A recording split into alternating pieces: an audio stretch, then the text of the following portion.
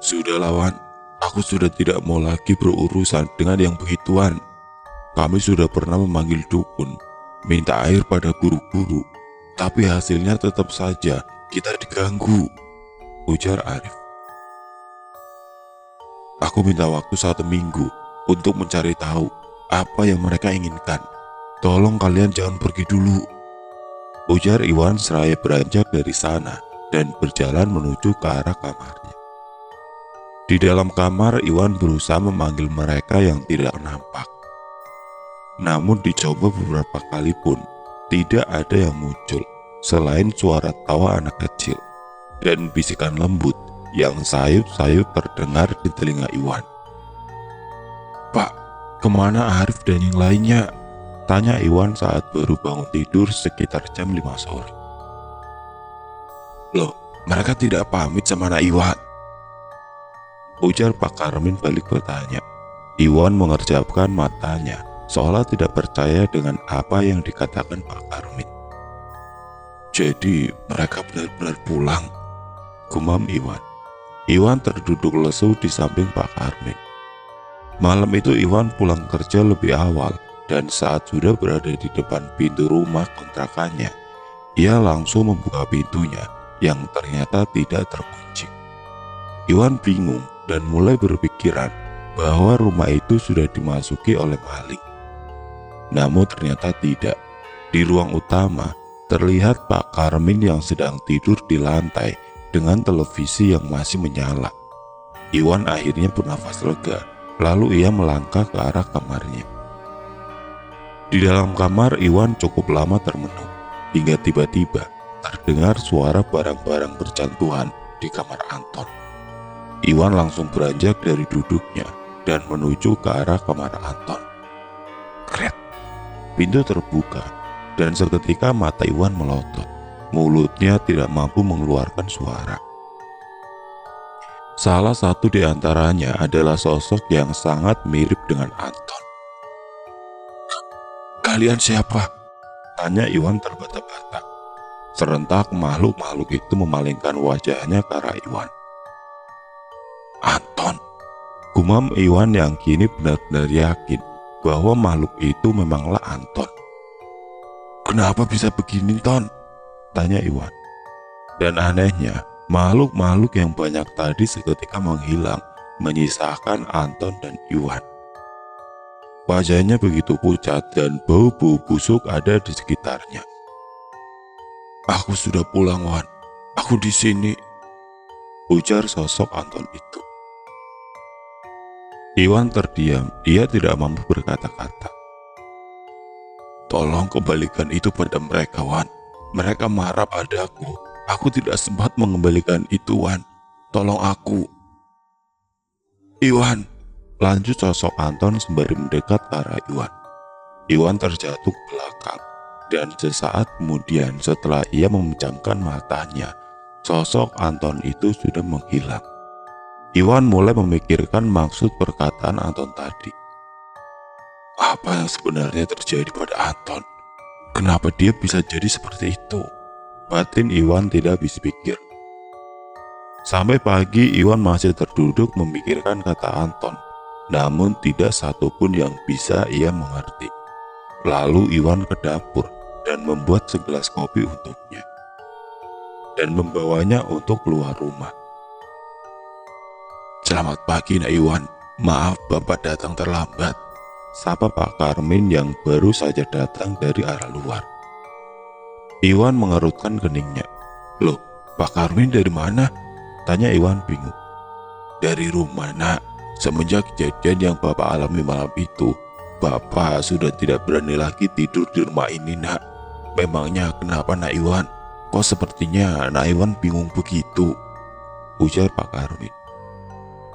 Jantung Iwan berdetak lebih cepat dari biasanya.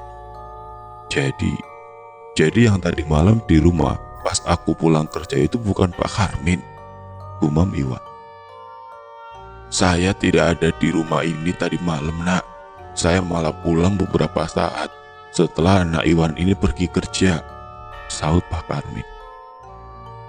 Iwan mencoba mengatur nafasnya. Memang selama ini ia sudah terbiasa dengan makhluk-makhluk seperti itu, tapi tidak ada yang pernah mengganggunya, sampai menyerupai orang-orang yang Iwan kenal seperti di rumah ini. Pak, saya mau bertanya sama Bapak, dan saya harap Bapak bisa menjawab pertanyaan saya dengan jujur, kata Iwan. Insya Allah Nak Iwan, jika saya tahu, saya pasti akan menjawabnya. Apa Bapak tahu asal-usul rumah ini? Tanya Iwan tanpa basa-basi. Kalau itu saya tidak tahu Nak, kan saya itu tinggalnya cukup jauh dari sini, walaupun saya pernah beberapa kali lewat di rumah ini saat saya masih berjualan pentol keliling. Saya sungguh-sungguh tidak tahu asal-usul rumah ini Nak, tapi menurut saya makhluk-makhluk itu tidak akan mengganggu jika tidak diganggu, jawab Pak Karmin. Jadi maksud Bapak, kedatangan kami ke rumah ini mengganggu mereka? Tanya Iwan. Maaf Nak Iwan, tapi saya juga tidak tahu. Itu kan hanya kata orang. Maaf sekali kalau Nak Iwan tersinggung, ucap Pak Karmin. Iwan tersenyum singkat. Saya malah tidak berpikir begitu Pak. Tapi kata-kata Bapak memang ada benarnya. Karena jujur Pak, saya juga bisa melihat mereka. Tapi awal kedatangan kami, saya rasa mereka tidak terganggu. Tapi entah kenapa setelahnya, mereka sering mengganggu kami, ujar Iwan. Kira-kira Bapak tahu orang pintar di sekitar sini? Tanya Iwan. Waduh, maaf Nak Iwan, saya tidak tahu, jawab Pak Karmin. Iwan menghela nafas panjang. Kalau begitu, biar saya cari tahu sendiri. Tapi apa Pak Karmin mau menemani saya malam ini? Lama sekali Pak Karmin terdiam, antara takut dan kasihan terhadap Iwan. Baiklah, Bapak temani Nak Iwan, ujar Pak Karmin akhirnya. Malam itu Iwan sudah mempersiapkan segala sesuatu yang ia butuhkan untuk pemanggilan arwah. Pak, ini nomor ibu saya. Jika terjadi sesuatu pada saya, Bapak lari saja dan tolong hubungi ibu saya. Katakan padanya kalau Iwan sangat menyayanginya, pesan Iwan seraya menyerahkan HP-nya pada Pak Karmin. Jangan bicara seperti itu Nak Iwan, saya takut. Nanti kalau terjadi apa-apa pada Nak Iwan, bagaimana nasib saya? Pasti saya yang disalahkan, ucap Pak Karmin.